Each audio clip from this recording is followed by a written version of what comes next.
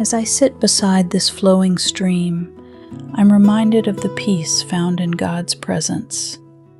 Psalm 23 says, "He leads me beside quiet waters. He restores my soul."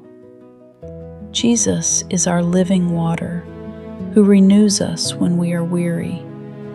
He invites us to lay down our burdens and rest in Him. Spiritual peace isn't found in striving, but in surrender, in yielding to the gentle flow of His grace. Let us pray. Heavenly Father, thank You for being our living water, our place of rest. When we feel overwhelmed, draw us back to You. Teach us to trust, to surrender, and to follow where You lead. In Your holy name, amen.